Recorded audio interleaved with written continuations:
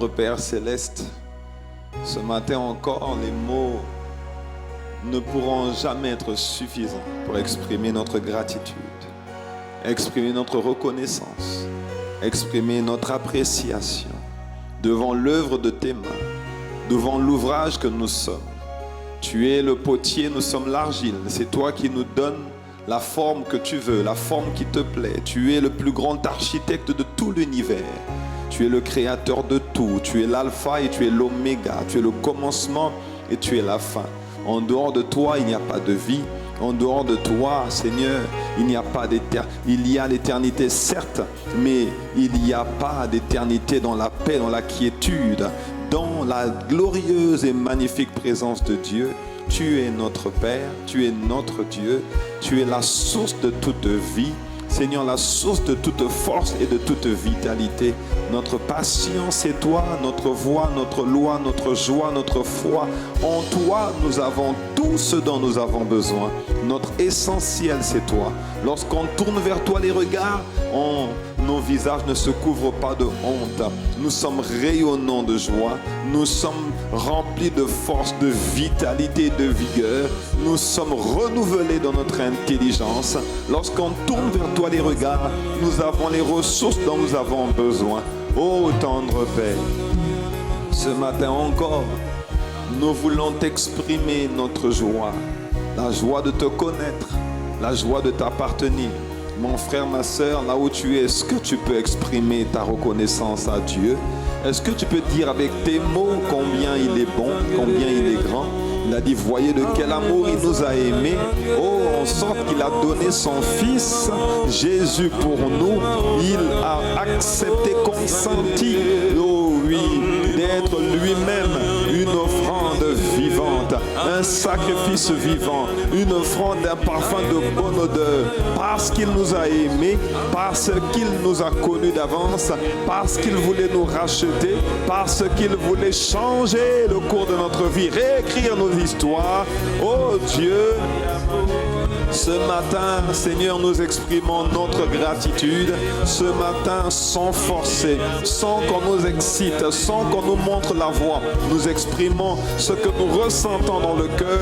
En dehors de toi, il n'y a pas de vie. En dehors de toi, il n'y a pas d'espérance. Il n'y a pas de paix. En dehors de toi, non, il n'y a pas d'assurance.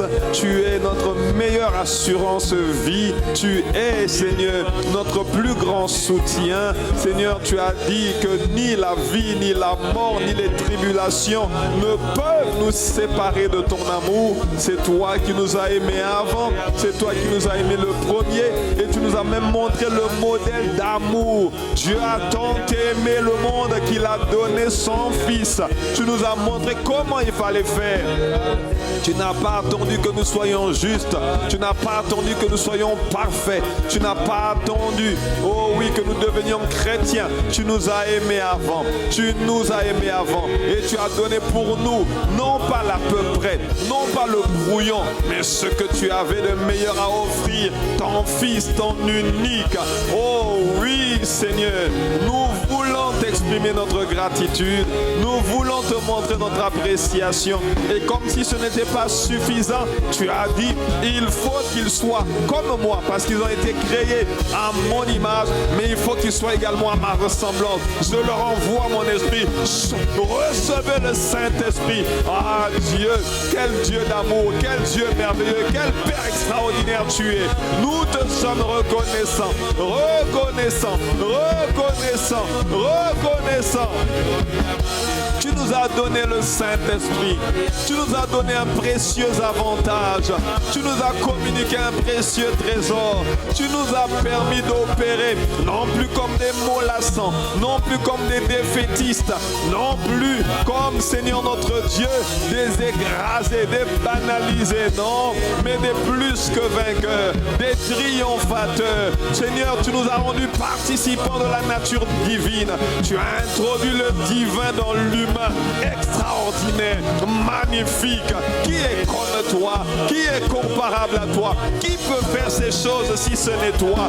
Qui peut prendre des héros et d'en faire des héros si ce n'est toi? Qui peut nous laver de tout péché et de toute iniquité si ce n'est toi? Qui peut enlever la culpabilité, oh oui, de la médiocrité, la culpabilité des échecs, la culpabilité des avortements, la culpabilité, oh oui, de la cupidité, la culpabilité de l'escroquerie, la culpabilité, oh oui, de l'immoralité sexuelle?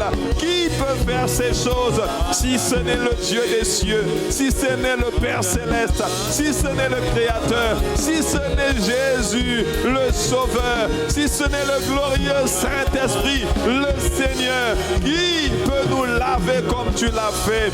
Qui peut nous transformer comme tu le fais tous les jours?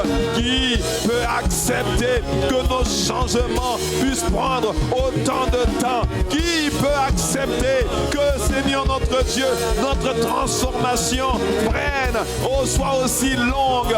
Oh Dieu d'amour, Dieu de paix, Dieu de miséricorde, Dieu rempli de compassion, Dieu magnifique en sainteté, Dieu riche en bonté, Dieu extraordinaire, le puissant guerrier fort dans les combats, le Dieu qui est assis sur le trône de sa gloire, le Dieu qui a envoyé son Fils et celui qui a racheté tout homme, tout peuple, de toute nation, de toute langue et de toute tribu, celui qui nous a transférés des ténèbres à la lumière, l'agneau qui a été immolé pour nous, l'agneau qui a ôté nos péchés, qui nous a lavés de toute souillure, qui a nettoyé les âmes, là où le plus grand chirurgien terrestre ne peut pas aller, il y est allé. Il a effacé l'ordonnance, l'acte dont les ordonnances nous condamnaient et qui subsistait contre nous. Il a effacé à la croix. La Bible dit qu'il a détruit celui qui avait la puissance de la mort. Il a détruit Satan, le diable, détruit ses œuvres. Il l'a réduit à l'impuissance, mis sous nos pieds. Oh Dieu, qui est comme toi? Personne sur la terre, personne dans les cieux et personne sous la terre. Ce matin, nous venons pour te rendre un culte qui monte vers toi comme un doux parfum. Ce matin, nous venons nous livrer nous-mêmes en sacrifice pour te donner le meilleur que nous avons à offrir. Tu as dit qu'à chaque début de mois et à chaque début de semaine, tout être vivant viendra se prosterner devant toi. Seigneur, nous ne sommes pas physiquement prosternés, quoique certains le sont certainement ou peut-être chez eux.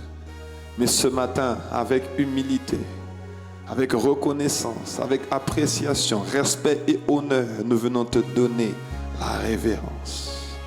Le meilleur que nous avons, le meilleur de notre louange, le meilleur de notre adoration, le meilleur de notre appréciation, le meilleur de nos vies, le meilleur de notre être, de notre cœur, le meilleur de nous. Seigneur, agrée l'offrande de nos vies. Agrée l'offrande que nous te donnons ce matin. Nous t'aimons, nous te chérissons et nous t'apprécions. Nous avons tellement besoin de toi. Nous reconnaissons que sans toi, nous ne pouvons rien faire. Nous avons tellement essayé de faire sans toi, ô Dieu. Aujourd'hui, avec un peu d'expérience, nous pouvons témoigner qu'il n'y a que toi qui peux faire ces choses à travers nos vies. Nous refusons de faire sans toi. Nous proclamons que nous ne voulons pas faire un pas de plus sans toi. Nous ne voulons pas bâtir par nous-mêmes parce que celui qui bâtit sans toi travaille en vain. Seigneur, bâtis nos vies. Inonde-nous de toi. Manifeste ta glorieuse présence. Inonde ce territoire de Guadeloupe et de la Caraïbe de ta merveilleuse présence. Sature-nous de ton feu, de ta grâce et de ta gloire. Élève Jésus. Glorifie le Christ. Glorifie le Sauveur. Atteste à notre esprit que nous sommes enfants rachetés par le sang de l'agneau. Ah Dieu, reçois de nous les ovations, les acclamations, les appréciations, les clameurs dans le nom de Jésus. Reçois agréablement, favorablement du peu que nous trouvons à te donner. Oh, agrée cette offrande. Agrée, Seigneur, cette offrande. Elle n'est pas pour mon voisin, elle n'est pas pour ma voisine, elle n'est pas pour ceux qui sont autour de nous à la maison. Elles sont pour toi. Reçois ces cris de joie, reçois ces clameurs, reçois ces acclamations, reçois cette louange, parce que tu as dit que tous ceux qui respirent louent l'Éternel. Et ce matin, nous respirons. Ce matin, nous pouvons nous mouvoir. Ce matin, Seigneur, nous sommes levés de nos lits. Les terreurs de la nuit, les flèches qui volent de jour, les fléaux, les bactéries, les maladies ne nous ont pas arrêtés. Agrée cette offrande, agrée cette ovation, agrée cette acclamation. Ce n'est pas une acclamation religieuse. C'est pas pour faire style. C'est pas pour montrer aux voisins. Non, c'est pour glorifier le Père. Non, c'est pour célébrer le Fils. Non, c'est pour honorer l'Esprit. Nous honorons le Saint-Esprit. Nous honorons la présence de Jésus. Nous honorons la présence de Dieu. Nous t'acclamons. Tu en es digne. Reçois-la favorablement. Nous t'acclamons. Nous poussons vers toi des cris de joie. Nous t'apprécions. Agrée, agrée l'offrande de nos vies. Agrée cette ovation. Agrée cette acclamation. C'est notre louange. C'est l'expression de notre louange. L'expression de notre appréciation. L'expression de notre adoration. De notre attachement. De notre amour. De notre passion. Agrée, agrée, agrée. Marete krema sataya bahanda.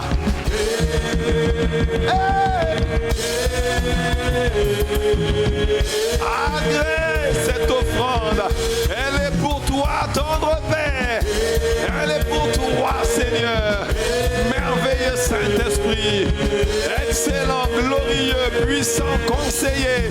Oh, magnifique présence.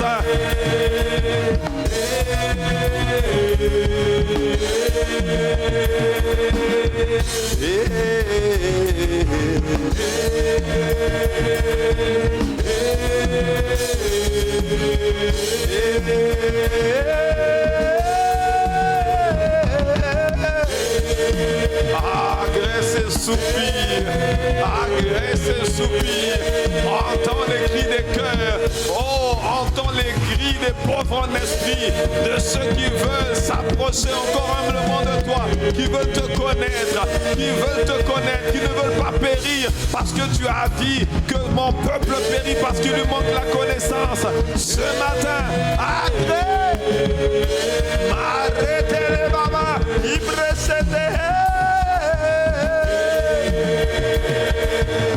oh Dieu, oh Père, source de vie, source de libération, de guérison, de triomphe. Oh, nous t'aimons, nous t'élevons, nous t'exaltons, nous te célébrons.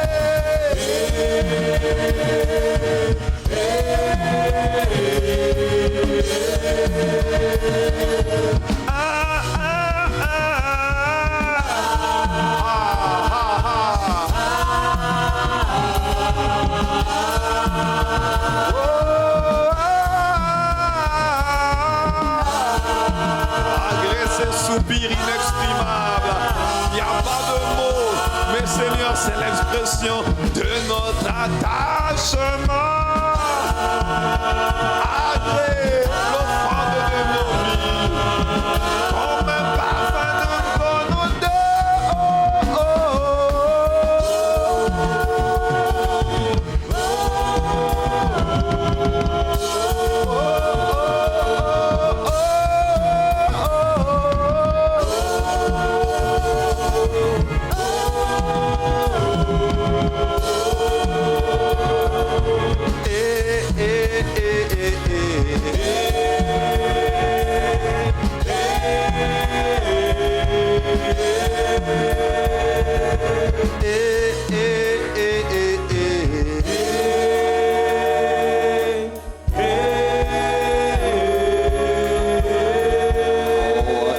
Seigneur ce matin, acclame-le ce matin, il en est digne.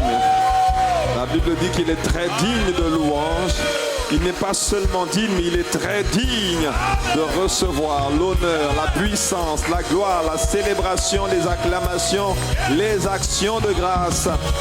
Dans le nom le plus beau, le nom le plus excellent, le nom le plus merveilleux, le nom le plus puissant, le plus redoutable, le nom qui a vaincu Satan et la mort, le nom qui est au-dessus de tout nom, au-dessus des sorciers, des occultistes, des méchants, le nom de la justice divine, le nom du triomphe, le nom de la guérison, de la libération, le nom de la percée, le nom de Jésus le Christ. Oh, quelqu'un dise un bon Amen.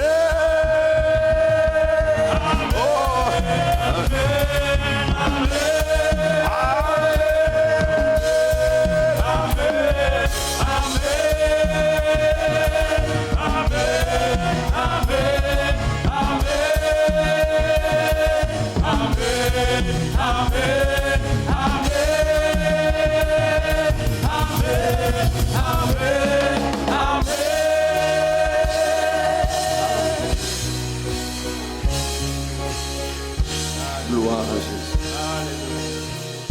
Reçois de notre part du peu que nous trouvons à te donner ce matin. Tu mérites tellement plus, mais ce n'est pas une question de mérite. Tu es digne de recevoir ce que nous t'offrons avec un cœur sincère, un cœur dévoué et passionné. Dans le nom de Jésus, t'avons prié. Amen. Amen. Amen.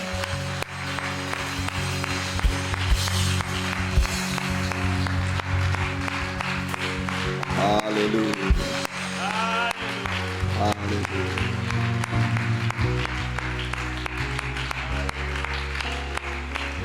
Que quelqu'un dise gloire à Dieu. Oh, que quelqu'un dise un meilleur gloire à Dieu. Gloire à Dieu. Alléluia. Veuillez vous asseoir dans la présence de Dieu. Je crois que vous avez déjà pris le temps de saluer votre voisin de gauche, de droite. En tout cas, de lui envoyer un coude. Non, pas un coup de coude, mais de lui. Merci beaucoup. Dieu vous bénisse.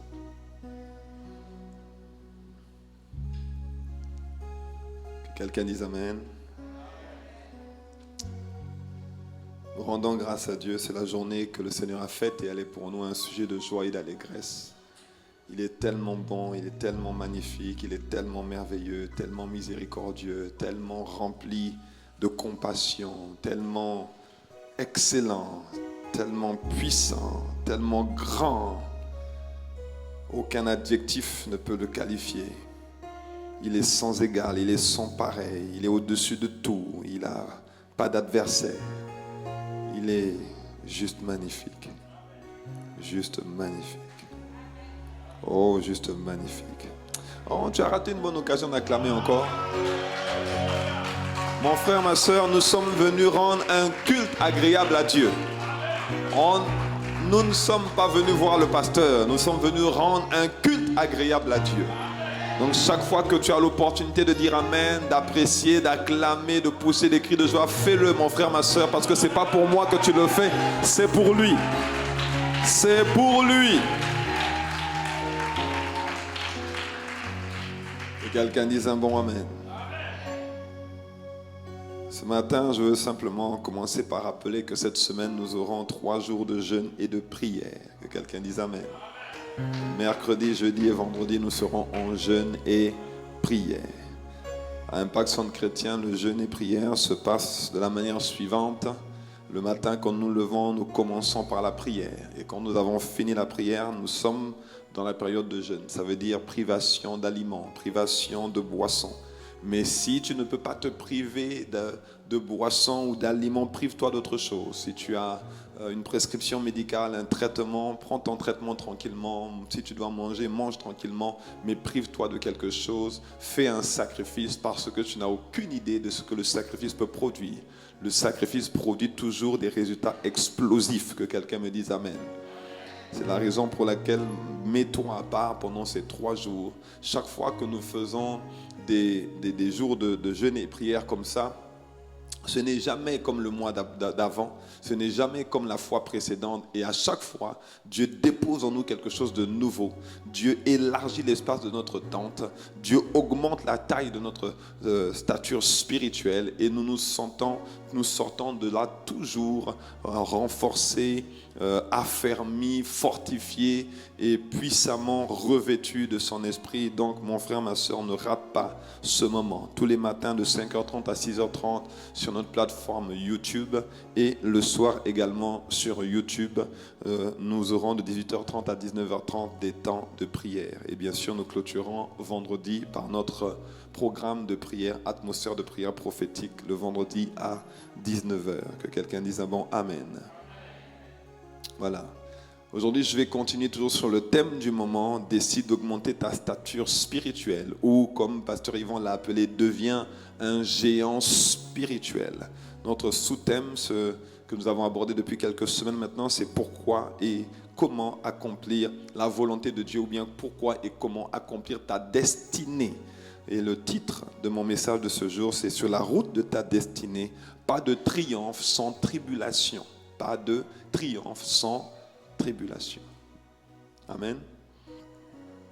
Il y a quelqu'un qui a dit que la qualité de notre préparation détermine la qualité de notre performance.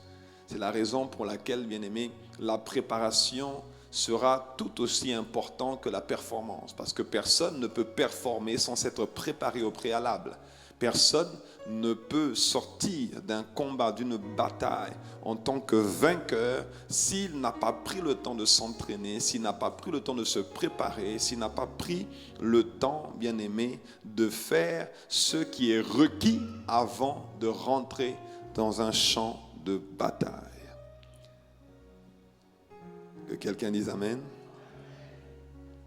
Dans notre monde aujourd'hui, ce qui fait justement la beauté de notre monde, c'est que dans tous les domaines, nous pouvons observer qu'il y a d'abord un temps d'entraînement avant la compétition. Toujours un temps d'entraînement avant la compétition. Personne ne va faire une compétition, ne va livrer une bataille, un combat, sans avoir pris le temps de s'entraîner, sans avoir pris le temps de faire du cardio si c'est dans le domaine du sport, ou sans avoir pris le temps de faire des exercices si c'est dans le domaine intellectuel. C'est la raison pour laquelle il y a toujours un examen blanc avant l'examen final. Que quelqu'un me dise un mot Amen. Il y a toujours un examen blanc avant l'examen final. Et que si tu refuses l'examen blanc, ça veut dire que tu cours le risque de ne pas être performant lors de l'examen final. Que quelqu'un dise Amen. C'est la raison pour laquelle nous avons besoin d'être préparés, mes frères, mes sœurs.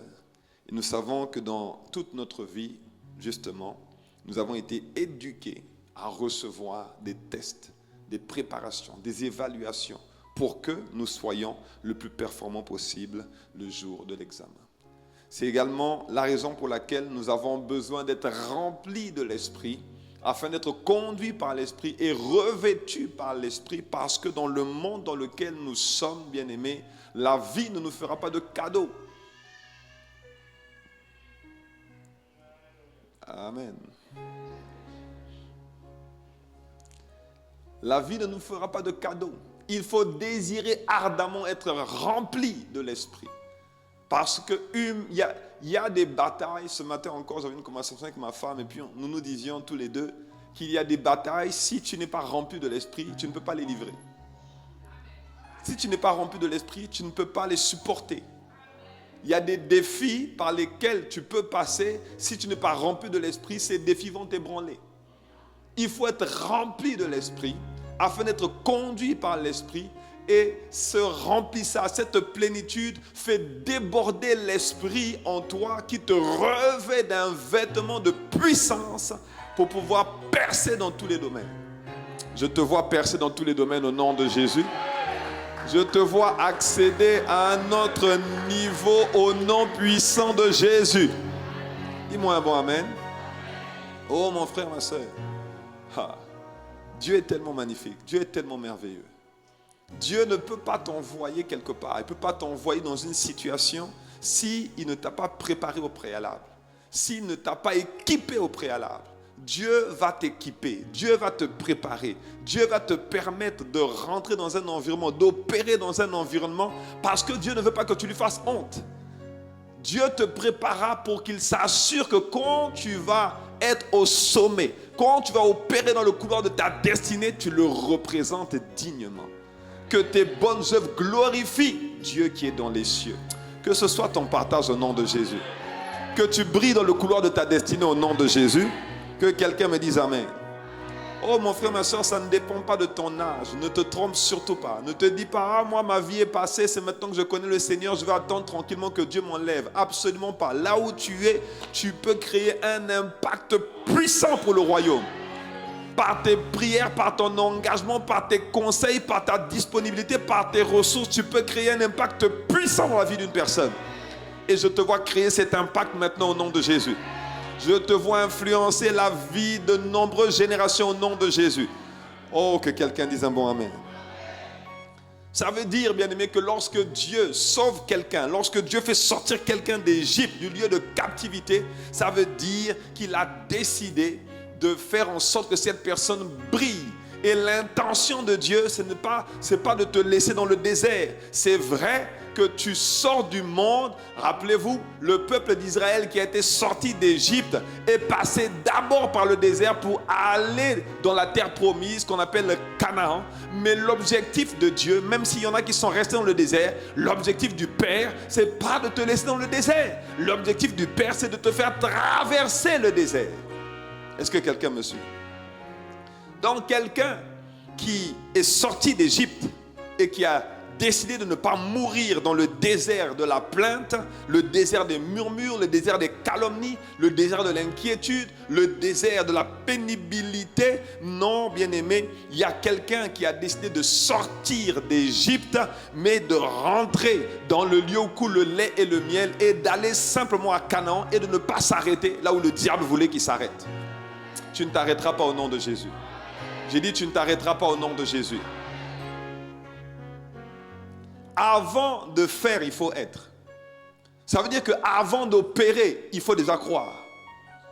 Tu dois croire que Dieu t'a choisi au milieu des ténèbres, t'a fait sortir des ténèbres pour te faire rentrer dans le royaume de lumière et te faire opérer comme un champion, comme un plus que vainqueur. Tu dois le croire. Que tu n'es pas venu sur terre pour accompagner les autres, que Dieu ne fait exception de personne, que tu es une personne à part entière choisie par Dieu, mise à part par le sang de l'agneau. Si c'est de toi que je parle, dis-moi un bon amen. Donc il y a quelqu'un qui a décidé de sortir d'Égypte et d'aller tout droit vers Canaan, de ne pas s'arrêter.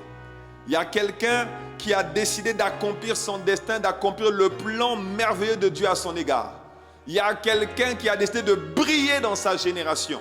Il y a quelqu'un qui a dit: il faut que ce que Dieu a déposé en moi sorte. Il faut que Dieu a mis dans mon cœur sorte. Il faut que quelqu'un puisse attester que Dieu est bon à travers ma vie. Il faut que quelqu'un puisse témoigner que Dieu est puissant, fidèle à travers mon histoire. Ce sera ton partage au nom de Jésus. Dis-moi un bon amen. C'est même la raison pour laquelle devenir un géant spirituel n'est pas une option. Rester au stade de je suis un bébé spirituel n'est pas une option. Parce que, les amis, on ne vit pas dans l'église. On ne vit pas dans l'église. L'église, c'est notre centre de formation. L'église, c'est comme l'Assemblée nationale. Les députés vont toutes les semaines à l'Assemblée nationale pour voter des lois, pour gérer le pays, administrer le pays. Et ils sortent de l'Assemblée nationale pour aller sur le terrain, dans les mairies, pour aller dans les quartiers, pour aller dans les villes, dans les communes, implémenter la politique du gouvernement pour que l'on puisse voir un peuple heureux, un peuple qui a les besoins pourvus, dont le pouvoir d'achat augmente, un peuple qui opère dans toutes les sphères de la société. C'est pour cela, bien aimé, qu'il y a un gouvernement. Et nous sommes les membres du gouvernement de Dieu sur la terre. Et nous venons à l'église, dans l'assemblée des saints qu'on appelle ecclésia, qui n'était absolument pas un mot religieux quand il a été créé. C'est l'assemblée, le gouvernement, l'assemblée des députés de Dieu qui viennent recevoir la feuille de route de la semaine pour pouvoir glorifier Dieu dans la semaine. Que quelqu'un dise amen. Devenir un géant spirituel n'est pas une option, parce que dehors, l'ennemi t'attend. L'ennemi a dit, mais tu étais en train de chanter dimanche, maintenant on va voir. L'ennemi est en train de te dire, tu étais en train de sauter là-bas, tu as acclamé, acclamation, maintenant on va voir. Ça veut dire, bien aimé, que tu ne lui laisses pas le choix.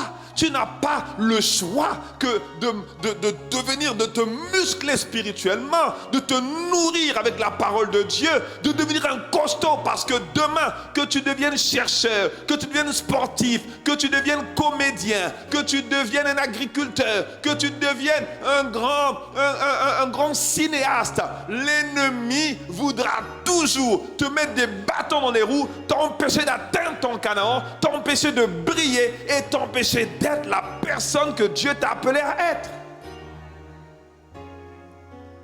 Mes frères, mes sœurs, il ne faut pas sous-estimer le monde.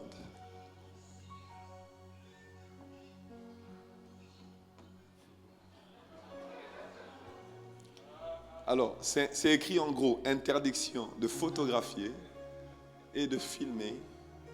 Et ce n'est pas écrit interdiction d'enregistrer, mais c'est interdit. Que quelqu'un dise amen. Tu comprendras que dans ton Canaan, dans le domaine dans lequel Dieu t'appelle, mon frère, ma soeur, il y a des géants. Et ces géants-là ont pour objectif de ne pas te laisser passer. Ils ont pour objectif de ne pas te faire rentrer dans le couloir de ta destinée. Ça veut dire que dans le lieu où coule le lait et le miel, pour pouvoir y accéder, tu devras livrer un combat sérieux. C'est pour ça que même, c'est valable dans tous les domaines. Même dans le domaine du mariage. Quand tu veux te marier, tu dois te préparer à lutter contre les esprits méchants que l'ennemi envoie pour détruire les mariages. Si aujourd'hui on voit des divorces, dans l'église et en dehors de l'église, c'est parce qu'il y a des entités spirituelles qui sont dressées, spécialisées dans la destruction des mariages, qui sont spécialistes pour empêcher les mariages. Quand tu veux rentrer dans le couloir de ta destinée, tu veux vivre le meilleur que Dieu a, c'est pas que Dieu n'est pas bon. C'est pas qu'il faut que Dieu vienne du ciel pour venir intervenir. Dieu va intervenir par la grâce de Dieu. Mais il faut que tu comprennes que tu as la responsabilité de faire intervenir Dieu. Personne, s'il est malade et s'il doit se faire opérer, ne reste à la maison en disant « Les médecins sauront bien que je suis malade et ils viendront chez moi et ils vont faire une intervention chirurgicale. » Tu dois aller à l'hôpital. Tu dois te faire inscrire. On doit te scanner. On doit voir ce que tu as précisément. Faire des scanners, des IRM pour pouvoir identifier le mal et l'opérer par le médecin correspondant. Tu dois faire savoir à Dieu que tu as besoin de lui. Tu dois décider de faire intervenir Dieu dans ton histoire. Tu dois décider de collaborer avec Dieu. tu dois décider de prier et d'intercéder, de fléchir les genoux pour dire Seigneur, interviens. Parce que quand l'homme ne prie pas, Dieu n'intervient pas. Quand l'homme n'intercède pas, Dieu ne fait pas. Quand l'homme n'a pas foi en Dieu, Dieu ne manifeste pas toute sa grandeur, sa bonté, sa puissance. Il faut qu'il y ait un homme qui intercède, qu'il y ait un homme qui appelle le ciel pour que le ciel soit manifesté sur la terre. Et tu me suis, dis-moi un bon amen. C'est pour ça que, bien aimé, dans le monde, nous sommes aujourd'hui dans le monde, il faut se préparer à évoluer dans le monde. Il faut être préparé. Dis avec moi, il faut être préparé. Dis avec moi, il faut être préparé. On ne va pas dans le monde juste comme ça. Parce que tu es chrétien, tout le monde il est beau, il est gentil, on va te laisser passer. Absolument pas. Oublie ça. Dis à ton voisin, oublie ça.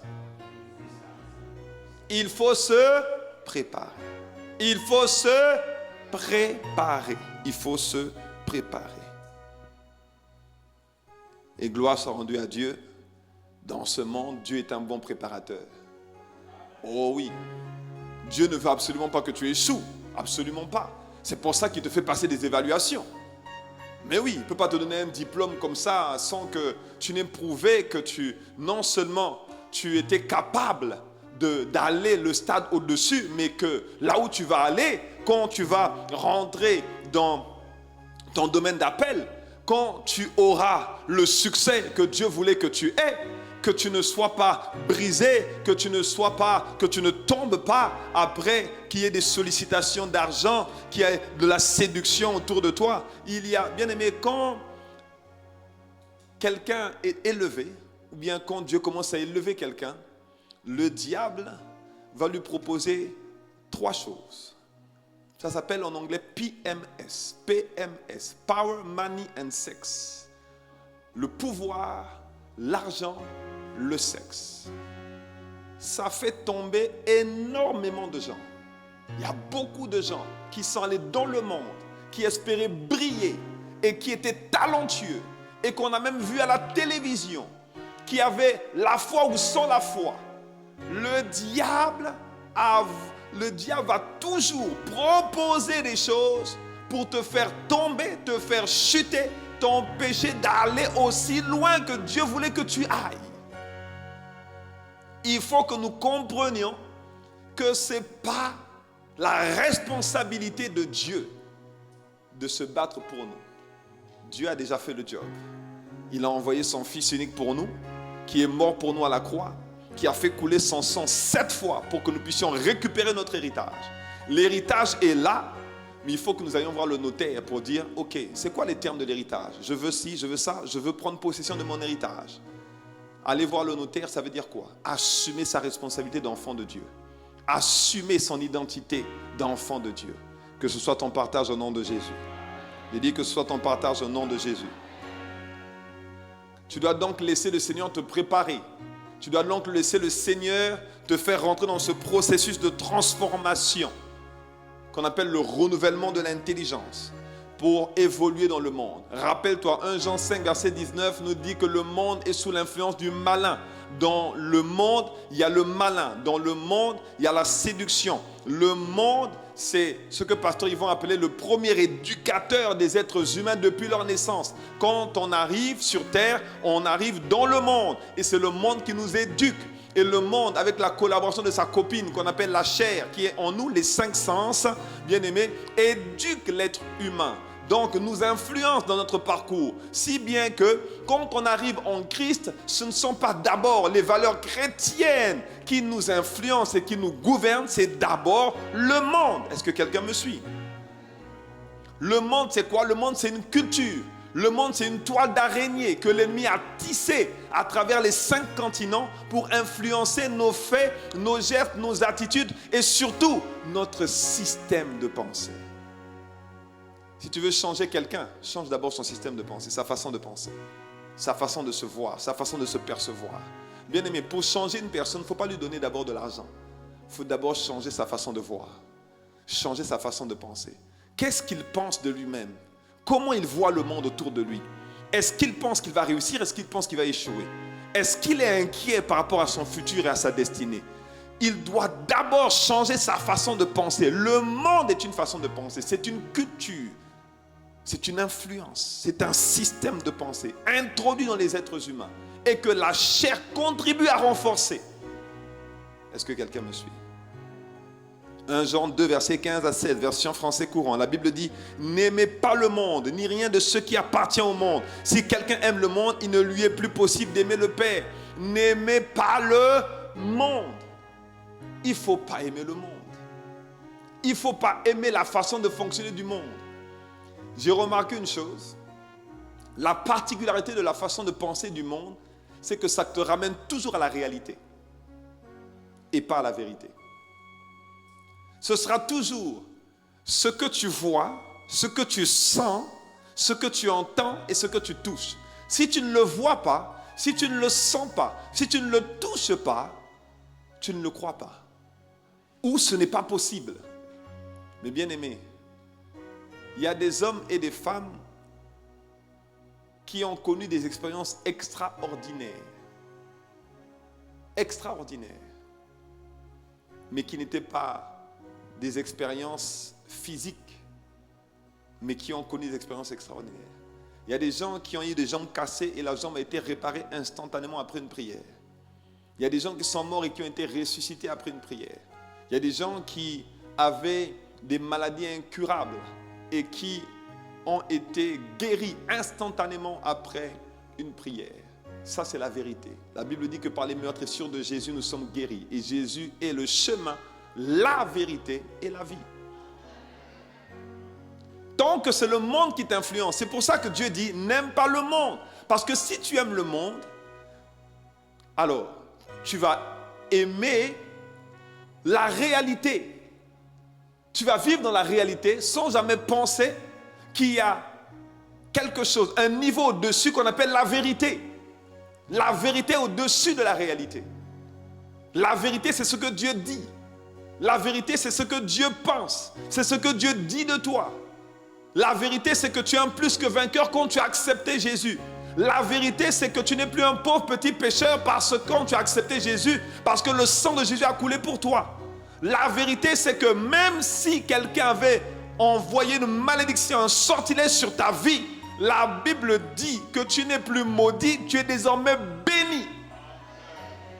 La bénédiction ne dépend pas de ton compte en banque, la bénédiction dépend de ce qui est écrit sur ta carte d'identité spirituelle lorsque Jésus t'a sauvé. Tu es béni de toutes sortes de bénédictions spirituelles dans les lieux célestes. Tu es un homme et une femme bénis. Oh, si c'est de toi que je parle, dis-moi un bon amen. Dis-moi un bon amen. Il dit: n'aimez pas le monde, ni rien de ce qui appartient au monde. Si quelqu'un aime le monde, il ne lui est plus possible d'aimer le Père. Tu n'aimeras pas le Père si tu aimes le monde. Parce que le Père, par exemple, lui, c'est un Dieu d'amour. Pour le Père, il n'y a aucune raison, même quand on t'a fait les pires des grâces, il n'y a aucune raison que tu ne restes fâché éternellement contre quelqu'un. Mais dans le monde, on te dit: c'est trop facile. Mais non, tu as vu ce qu'il a fait? C'est trop. Mais non. Tu as vu le nombre de fois qu'il m'a trompé, qu'elle m'a trompé? Je dois lui pardonner? Mais non. Ça, c'est le monde. Le Père dit: tu dois pardonner à celui qui t'a fait du mal. Ça, c'est la vérité. N'aimez pas le monde. Le monde fera de toi un ennemi de celui qui t'a aimé et qui t'a sauvé. Le monde fera de toi un adultère. Adultère que vous êtes. Jacques 4, verset 4, version de Semeur. Peuple adultère que vous êtes. Ne savez-vous pas qu'aimer le monde, c'est haïr Dieu? Si tu aimes plus ta femme, plus ton travail, plus tes enfants, plus ta voiture, plus tes possessions que Dieu, tu es adultère. Tu trompes celui qui t'a aimé avant. Est-ce que quelqu'un me suit? Peuple adultère que vous êtes. Ne savez-vous pas qu'aimer le monde, c'est haïr Dieu? Si donc quelqu'un veut être l'ami du monde, il se fait l'ennemi de Dieu. Et donc celui qui veut se faire l'ami de Dieu doit se faire ennemi du monde. Le monde a un pouvoir de corruption, c'est-à-dire de rendre mauvais ce qui était bien au départ, de rendre pourri ce qui était pur et bien disposé. 2 Pierre 1, verset 4 nous dit: lesquelles assurent de sa part les plus grandes et les plus précieuses promesses, afin que par elles vous deveniez participants de la nature divine. Et ce qui nous intéresse, c'est la fin de ce verset qui dit « En fuyant la corruption qui existe dans le monde par la convoitise ». Autrement dit, à travers la convoitise du monde, on peut corrompre ce qui était bien au départ. Mais il faut fuir la convoitise. Il faut fuir cette corruption. Il faut fuir parce que la convoitise va corrompre les bonnes mœurs, corrompre tes bons désirs, corrompre ta bonne volonté. Et il faut fuir cette convoitise. Le monde peut changer quelqu'un qui était humble en quelqu'un qui est devenu orgueilleux. Le monde peut changer une étoile brillante, comme dit Pasteur Yvan, en étoile filante. Il y a des gens qui étaient tellement avides de succès, tellement avides de réussite, qu'ils se sont retrouvés à se prosterner devant des idoles, à faire des pactes, à rentrer dans des maisons, des maisons. Ils sont allés habiter, loger quelque part pour pouvoir avoir de la puissance, du succès et de l'argent. Tout ça, c'est le monde. J'ai compris une chose. J'ai compris que le diable ne crée rien. J'ai compris que quand tu as une voiture, par exemple, et que la voiture a une sérieuse panne, c'est mieux de la ramener dans le garage d'origine auprès du manufacturier, celui qui a fabriqué la voiture, que de l'emmener chez quelqu'un qui fait des coups de main. Donc, si tu as les ressources pour amener ta voiture auprès de celui qui a conçu la voiture, fais-le. Pourquoi tu passerais par quelqu'un qui veut imiter Dieu au lieu d'aller directement vers Dieu? Aujourd'hui, pour avoir la paix, beaucoup de gens vont tout faire sauf Dieu. Méditation transcendantale, yoga, ceci, cela, tout sauf Dieu. Pourquoi tu vas rechercher la paix dans les choses de ce monde au lieu d'aller vers celui qui a fabriqué la paix? Le prince de la paix, le Dieu de paix. Tout sauf Dieu, c'est le monde. C'est une corruption. Que quelqu'un dise Amen. Mais gloire soit rendue à Dieu. Dieu veut nous préparer pour le monde. Dieu veut que nous recherchions constamment sa glorieuse présence. Que nous désirions constamment grandir avec lui. Que nous désirions ardemment être des géants spirituels, être remplis de son esprit, conduits par lui, toujours, sans cesse, tous les jours, pour pouvoir être les hommes et les femmes qui nous appellent à être. Parce qu'avant que ta lumière ne brille dans le monde, mon frère, ma soeur, tu dois comprendre qu'il y a un temps de préparation. Tu dois comprendre qu'il y a des tribulations. Tu dois comprendre qu'il y a des épreuves. Tu dois comprendre qu'il y a des adversités. Les adversités ne sont pas là pour te détruire. Moi, il y a une phrase qui m'a toujours marqué quand je lis l'histoire du peuple d'Israël en Égypte. Exode 13, verset 17. Il dit, lorsque Pharaon laissa aller le peuple, Dieu ne le conduisit point par le chemin du pays des Philistins, quoique le plus proche. Ça veut dire qu'il y avait un raccourci. Il y avait le moyen d'aller à Canaan le plus rapidement possible. Mais Dieu n'a pas pris ce chemin-là. Et cette phrase m'a toujours frappé. Je me suis toujours demandé, mais pourquoi faire passer le peuple d'Israël par la galère de la mer Rouge, Pharaon qui revient et devant, il y a une adversité, il y a une mer qu'on ne peut même pas traverser, on n'a pas de bateau, on est en train de nous poursuivre. Mais pourquoi les faire passer par là si tu pouvais les emmener directement vers Canaan? Mais regardez ce qu'il dit. Il dit, Dieu ne le conduisit point par le chemin du pays des Philistins, quoique le plus proche, car Dieu dit, le peuple pourrait se repentir en voyant la guerre et retourner en Égypte. Si tu envoies le peuple sur le chemin le plus facile, le plus simple, sans épreuve, sans difficulté, sans tribulation, sans problème, waouh! C'est ce que veut la plupart des gens. la vie, un long fleuve tranquille. Mais bien aimé, ce qui est extraordinaire, c'est que qu'on soit dans le monde ou dans l'église, on sait que la vie n'est pas un long fleuve tranquille, mais tout le monde s'attend à ce qu'il n'y ait pas de problème. Pas de pétard, pas de problème. Mais pourquoi, oh Dieu? Pourquoi cette souffrance? Mais pourquoi ça fait mal comme ça? Mais pourquoi il m'a lâché? Pourquoi il m'a laissé tomber? Je l'aimais tellement. Ah, Agastine, aïe, aïe, aïe.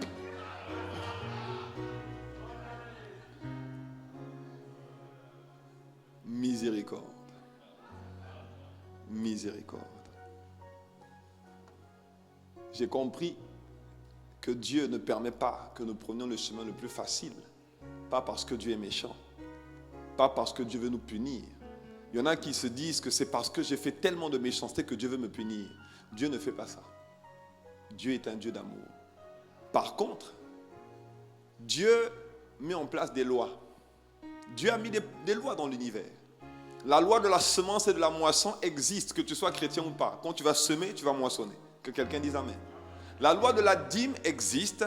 La dîme, comme on a lu tout à l'heure dans le livre de Genèse, existait avant la loi de Moïse. Ça veut dire que celui qui va donner 10% de ses revenus, le reste de ses revenus va être sécurisé. C'est une loi. La loi de la gravité fait que si tu jettes quelque chose en l'air, ça va retomber. C'est une loi.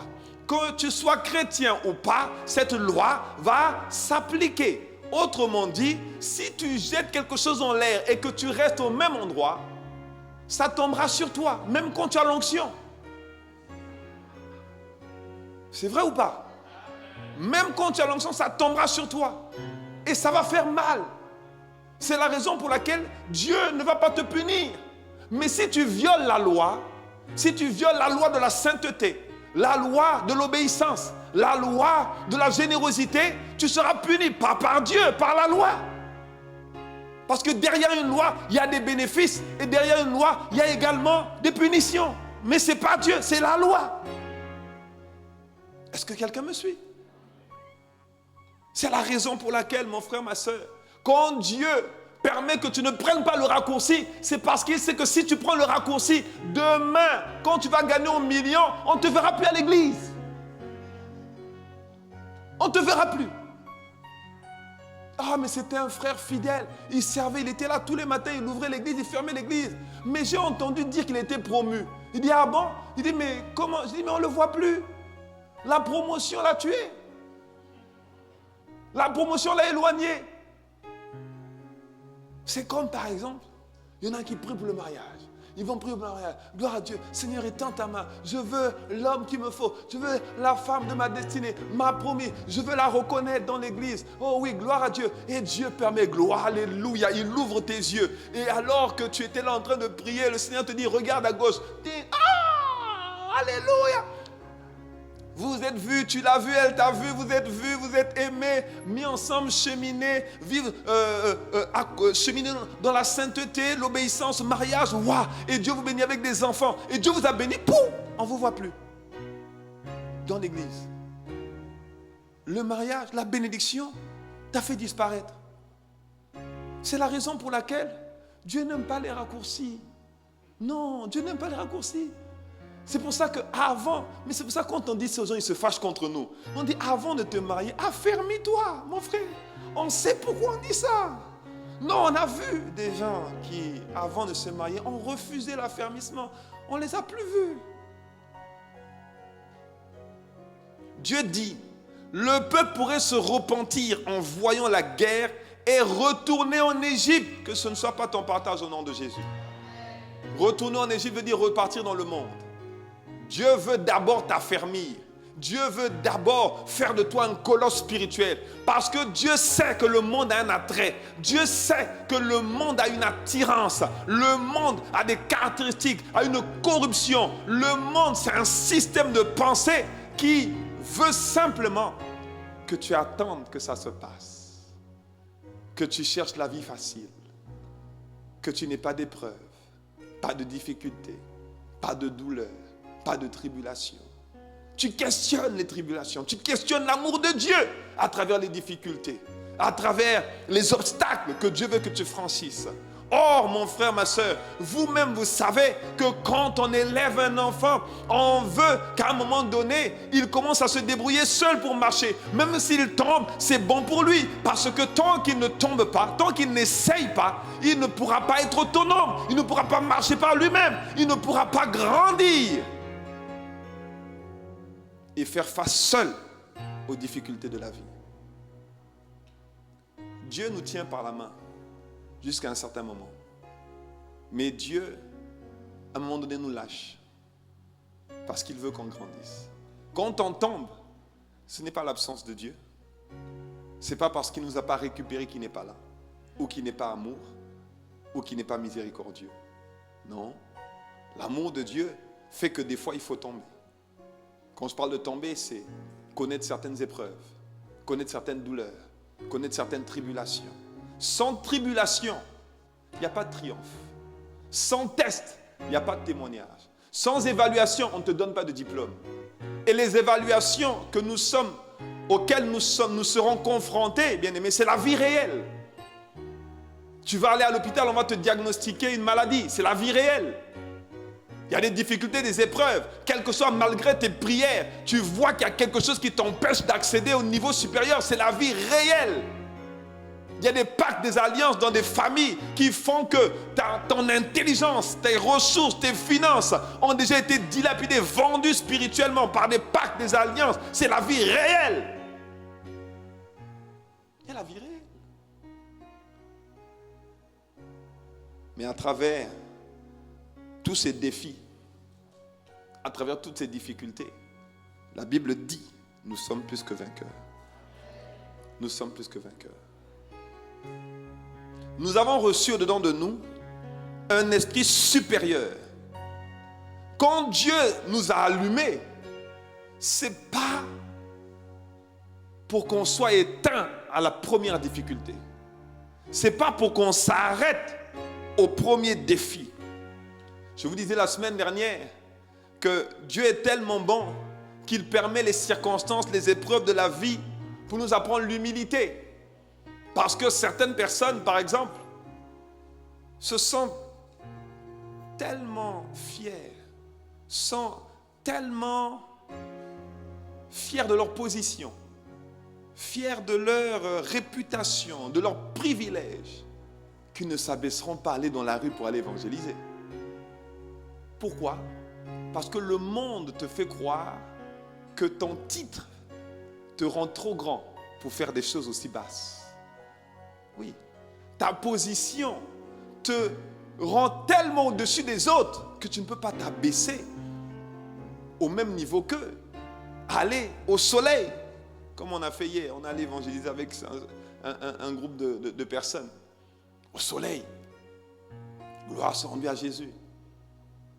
Mais Dieu attend de nous, quel que soit ton titre, quelle que soit ta face, quelle que soit ta race, que nous puissions faire tout ce qu'il demande. Je vous disais la semaine dernière que aller évangéliser, Dieu voulait qu'on le fasse parce que c'est nécessaire.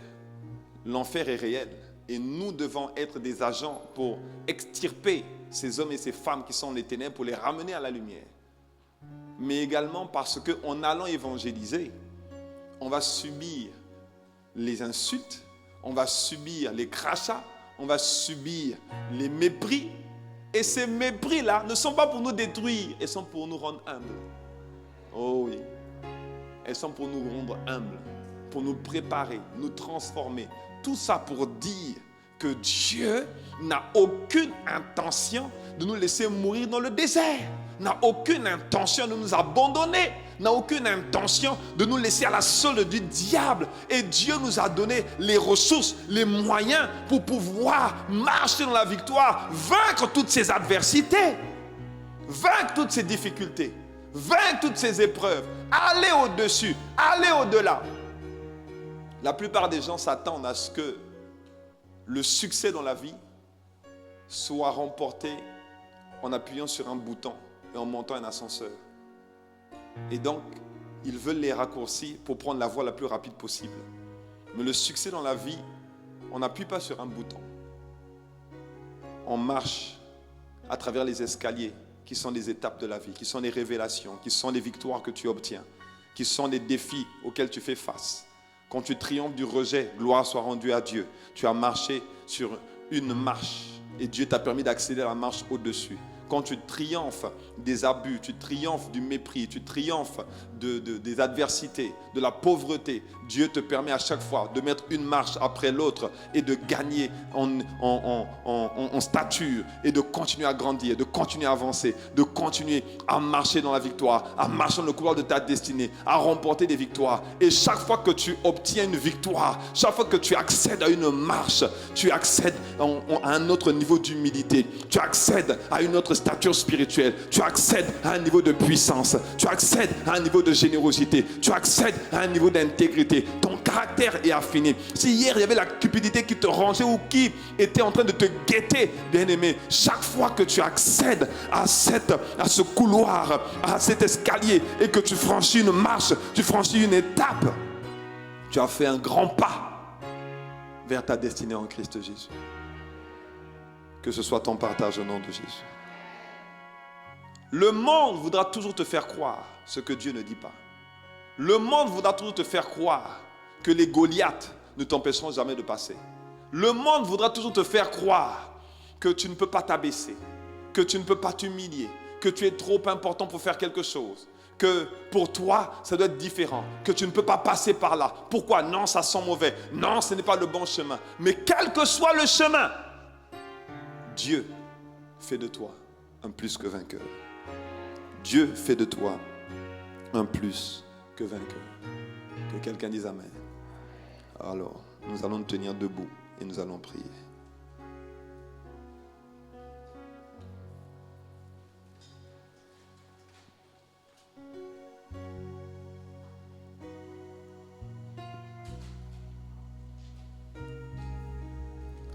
Le monde n'a pas célébré Jésus parce qu'il était aimant, patient, paisible, fidèle, miséricordieux. Mais le monde a célébré Jésus parce que l'onction, par rapport à ce que l'onction du Saint-Esprit a accompli à travers lui. Le monde n'a pas célébré Joseph à cause de sa persévérance, mais par rapport à ce que le Saint-Esprit a fait à travers sa vie. Le monde n'a pas célébré Daniel parce qu'il était un homme résilient, intègre, mais à travers ce que l'Esprit de Dieu a fait à travers sa vie. Ça veut dire que dans les différentes tribulations, les différentes épreuves, les différentes difficultés que nous allons connaître, ce qui va faire la différence, ce n'est pas le fait que tu aies un diplôme, ce n'est pas le fait qu'on t'aime bien, que tu sois né dans la bonne famille, ce n'est pas le fait que tu aies aujourd'hui donné ta vie à Jésus, mais après avoir donné ta vie à Jésus, tu vas rechercher ardemment, avec soif, avec désir, la plénitude du Saint-Esprit et le revêtement de l'Esprit. La Bible dit de Saül, le prophète Samuel lui a dit que le Saint-Esprit va venir sur toi et tu seras transformé en un autre homme. Ça veut dire que quand le Saint-Esprit vient sur toi, tu deviens une autre personne. Quelqu'un qui était faible mais qui devient forte. Quelqu'un qui a abandonné facilement mais qui n'abandonne plus facilement. Ton niveau de résilience est augmenté, ton niveau de détermination est augmenté, de persévérance est augmenté. Et en plus de cela, tu vois qu'à travers ta vie, le surnaturel est possible. La vérité fait la différence. L'intégrité, marcher sur la parole de Dieu te fait rentrer dans la victoire. Et la victoire t'est acquise. Pas de triomphe sans tribulation. Il faut accepter le fait que tu passeras par les épreuves. Vous connaîtrez les épreuves dans le monde. Mais prenez courage, car j'ai vaincu le monde. Jésus a vaincu le monde. Alors élevons la voix, rendons grâce à Dieu. Père, nous te rendons grâce de ce que tu nous permets de comprendre que le monde n'est pas notre destination. Aimer le monde, c'est ne pas aimer Dieu, c'est refuser d'aimer Dieu. Refuser de se battre, c'est déjà capituler sur le plan parfait que Dieu a tracé. Dans le plan que Dieu a tracé, il y a des adversaires, il y a des obstacles à franchir, il y a des géants à terrasser. La grâce que nous avons, c'est que nous avons reçu la capacité de terrasser les géants, le mandat de commander et d'être obéi, la grâce de repousser les assauts du diable. Père, tu ne nous as pas emmenés ici à ce stade pour nous perdre, pour nous laisser tomber, pour, Seigneur notre Dieu, que nous puissions mourir dans le désert. Non, tu ne nous as pas appelés pour mourir dans le désert. Mais l'apôtre Paul a dit que ce que je regardais hier comme un gain, je les regarde désormais comme une perte. Ce que je regardais hier comme un gain, je le regarde désormais comme de la boue. Il faut que j'apprenne à mourir. Il faut que j'apprenne à faire taire la chair. Il faut que j'apprenne à crucifier ma chair. Il faut que j'apprenne à voir au-delà du naturel. Et ça, seul le Saint-Esprit peut nous faire ces choses, peut nous faire marcher, fonctionner dans cette dimension, opérer dans cette dimension, dans le nom puissant de Jésus. Élève la voix, mon frère, élève la voix, ma soeur. Dis merci à Dieu de ce qui te fait comprendre ces choses. Élève la voix là où tu es. Demande-lui maintenant cette dimension de désir, de soif du Saint-Esprit, de la plénitude de sa présence, de son revêtement de puissance. Jésus a dit: l'onction du Seigneur est sur moi, car il m'a oint pour annoncer une bonne nouvelle aux pauvres. La première raison pour laquelle le Seigneur t'équipe, c'est annoncer la bonne nouvelle. Mais est-ce que tu as annoncé la bonne nouvelle là où Dieu t'a placé, dans ton environnement professionnel, dans ton environnement social, dans ton environnement familial, dans ton environnement académique? Est-ce que tu as annoncé la bonne nouvelle? Est-ce que tu as annoncé la bonne nouvelle? Il a dit, c'est pour que les cœurs brisés soient restaurés, c'est pour que les malades soient guéris, que les captifs soient délivrés. Oh, l'onction de Dieu, c'est pour que tu sois un producteur de preuves. Demande-lui la soif, le désir de le connaître, de le rechercher, le désir de soupirer ardemment après lui, de rechercher le royaume et d'être ces hommes, ces femmes qui nous a appelés à être dans cette génération, dans cette saison, dans le nom puissant de Jésus, dans le nom puissant de Jésus. Maretozo, Nebrosiketeze. Ah, demande-lui d'être cette lumière qui va briller constamment. Demande-lui d'être cette lumière que le Saint-Esprit va faire briller à travers les saisons, à travers les épreuves, à travers les tribulations. Demande-lui. Marotokeze, Mabrosiketelebaha, Montaya, Nabaroseteze, Kobraseketelegede. Oh, Maratakazi.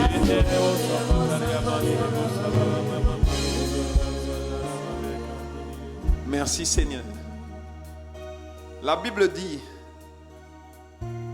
dans Marc chapitre 8 que quiconque aura honte de moi et de mes paroles au milieu de cette génération adultère et pécheresse, le Fils de l'homme aura aussi honte de lui quand il viendra dans la gloire de son Père avec les saints anges.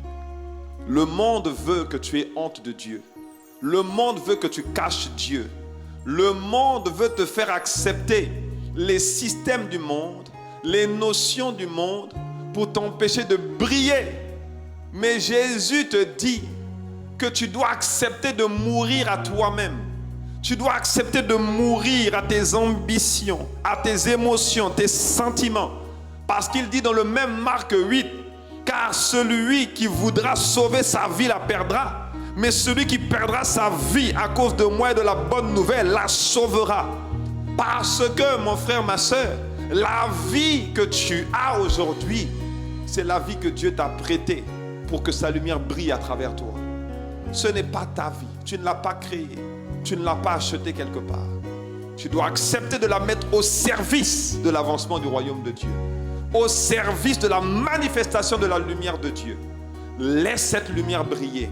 Désire que le Saint-Esprit t'embrase et que tu sois désormais inatteignable, inaccessible aux attaques de l'ennemi. Que quelqu'un me dise Amen. Père, merci de ce que tu nous emmènes dans cette dimension, de ce que tu nous emmènes, Seigneur notre Dieu, dans ce niveau de compréhension, ce niveau de haine du monde, pas des hommes du monde. Dieu a tant aimé le monde qu'il a donné son Fils. Autrement dit, Dieu a aimé même ceux qui ne l'aimaient pas. Père, accorde-nous la grâce d'aller dans cette dimension, d'opérer dans cette dimension d'amour, cette dimension d'obéissance, de sainteté, d'humilité, pour que Christ soit pleinement formé en nous et que le monde qui nous regarde, le peuple qui nous environne, voit nos bonnes œuvres et glorifie notre Père qui est dans les cieux. Merci Seigneur de ce que tu fais luire ta lumière sur nous, dans le nom de Jésus. Nous t'avons ainsi prié avec action de grâce. Que quelqu'un me dise un bon Amen.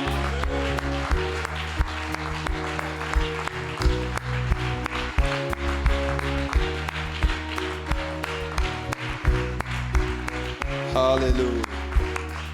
Ce matin, avant de clôturer, je vais donner l'opportunité à une personne qui ne connaît pas encore Jésus d'accepter Jésus-Christ comme Seigneur et comme Sauveur. Comme je disais tout à l'heure, hier, nous sommes sortis évangéliser et nous avons parlé à un certain nombre de personnes. Et la plupart des gens à qui nous avons parlé, quand on leur posait la question de savoir s'ils connaissaient Jésus, ils disaient oui, j'ai la foi. Oui, je connais Jésus. Mais quand tu poursuivais la conversation, tu te rendais compte en fait qu'ils croient en une force supérieure. Ils croient qu'il y a un Dieu, mais ils n'ont pas donné leur vie à Jésus. Or, le seul moyen d'être né de nouveau, de devenir une nouvelle création, d'être la personne que Dieu t'a appelé à être, c'est de rentrer par la porte qu'on appelle Jésus le Christ, le Seigneur et le Sauveur. La Bible dit que si tu crois que Jésus est ressuscité des morts, et si tu le crois dans ton cœur, et si tu le confesses publiquement de ta bouche, tu es sauvé. Parce que c'est ceux qui croient dans leur cœur que Jésus-Christ est Sauveur et Seigneur qui deviennent enfants de Dieu. Aujourd'hui, mon frère, ma soeur, si tu n'as jamais consciemment fait cette prière, même si tu as déjà été baptisé dans une église, baptisé par aspersion, baptisé d'une manière ou d'une autre, si tu n'as jamais confessé Jésus-Christ publiquement comme ton Sauveur et comme ton Seigneur, tu n'es pas encore enfant de Dieu. Ce n'est pas une fin en soi, mais tu peux le devenir en décidant aujourd'hui de répondre à cette invitation. Et combien même tu l'aurais fait hier dans le passé, si tu as lâché la main de Dieu, tu peux décider de nouveau de saisir la main de Dieu en répondant à cette invitation. Alors que tu sois ici, présent ici ou connecté avec nous en direct sur YouTube, nous allons faire ensemble cette prière. Et fais-la avec simplicité de cœur. Réponds à cette invitation, je t'en supplie. Tu ne sais pas de quoi il fait demain. Tu ne sais même pas si tu verras demain. Aujourd'hui, il y a tellement de personnes qui sont parties prématurément à travers le corona ou même à travers d'autres maladies que des personnes qui ne pensaient pas mourir à cette époque de leur vie, en 2020 ou en 2021. Mais bien aimé, on ne choisit pas le jour de son départ. Or, tout le monde est appelé à partir un jour. Ce n'est pas quand tu vas partir que tu vas dire « Ah, si je savais, j'aurais dû accepter ». On l'a lu la semaine dernière dans Luc chapitre 16. Si je savais, j'aurais dû accepter, j'aurais dû considérer les prophètes qui ont été envoyés, les hommes de Dieu qui ont été envoyés pour me parler. Non, mon frère, ma soeur, c'est aujourd'hui que ça se passe. C'est sur terre que ça se passe. C'est sur terre qu'on fait les choix. C'est aujourd'hui qu'on fait le choix. Et quand tu es connecté ici, présent ici, ce n'est pas le fruit du hasard. Le hasard n'existe pas avec Dieu. Et alors que tu es là, je t'en supplie pour toi-même, je ne voudrais pas, et personne ne voudrait que quelqu'un se retrouve en enfer. Personne. Alors je vais t'inviter à répondre à cette invitation. Tu vas simplement répéter après moi cette prière avec simplicité de cœur. Seigneur Jésus, nous allons le dire tous ensemble. Seigneur Jésus, j'ai entendu ta parole. J'ai reçu ton invitation. Je crois dans mon cœur que tu es ressuscité des morts pour moi. Je crois et je confesse que tu es désormais mon Seigneur et mon Sauveur personnel. Pardonne-moi mes fautes. Pardonne-moi mes péchés. Aujourd'hui, je te donne ma vie. Deviens mon Seigneur. Sois mon maître.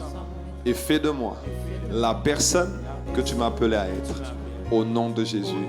Amen. Père, dans le nom de Jésus, entends le cri d'un homme et d'une femme qui veut changer de trajectoire de vie, qui veut que le meilleur de lui, le meilleur d'elle, soit finalement manifesté un jour. Et avec toi, tout est possible. Seigneur, s'il te plaît, rends-le possible dans la vie de mon frère, dans la vie de ma soeur. Affermis-le en toi. Donne-lui de courir dans le couloir de sa destinée et d'accomplir le plan parfait que tu as tracé pour lui, pour elle, avant la fondation du monde. Que ton sang parle, que ta vie soit manifestée par le Saint-Esprit dans le nom de Jésus. Nous t'avons ainsi prié avec action de grâce. Amen, amen, amen. Nous pouvons acclamer le Seigneur. Alléluia. Nous rendons grâce à Dieu. Si vous êtes connecté chez vous depuis votre smartphone, votre écran d'ordinateur, votre téléviseur, vous pouvez nous envoyer le mot-clé salut au numéro qui s'affiche et nous allons prendre contact avec vous. Parce que, mes frères, mes sœurs, alors que vous êtes devenus enfants de Dieu à travers cette prière, vous avez besoin qu'on vous tienne par la main, qu'on vous accompagne dans votre nouvelle vie en Christ pour que le meilleur de vous soit manifesté. Nous sommes ce que nous sommes aujourd'hui parce que quelqu'un nous a tendu la main, nous aussi, et nous a accompagnés dans notre marche avec le Seigneur. Merci d'avoir pris le temps de suivre ce message jusqu'au bout. Nous croyons que vous avez été nourris et édifiés. Et ce que nous vous demandons avant de vous déconnecter aujourd'hui, c'est de faire 5 choses. 5 choses. La première, c'est que nous vous demandons de bien vouloir vous abonner sur notre chaîne ICC TV Guadeloupe, cette plateforme d'édification. Et la deuxième chose, c'est de cliquer sur la cloche afin que vous soyez notifiés de tous nos programmes et surtout ceux qui seront faits en direct. Troisième chose, nous vous demandons de partager afin que d'autres soient également nourris, édifiés, challengés comme vous-même vous l'avez été. Quatrième chose, nous vous demandons de liker, ça veut dire de cliquer sur le pouce afin de dire justement que vous avez apprécié. Et enfin, dernièrement, de commenter, de laisser un commentaire pour que cela attire d'autres personnes et que d'autres personnes se nourrissent également de ces messages qui, par la grâce de Dieu, vont être vraiment challengeants pour eux comme ils l'ont été également pour vous. Nous vous disons merci une fois de plus de vous être connectés, d'être venus sur notre plateforme ICC TV Guadeloupe et d'avoir suivi ce message jusqu'au bout. D'ici là, nous vous souhaitons une très bonne semaine, excellente semaine dans la présence de Dieu et que Dieu vous bénisse encore une fois. Peace.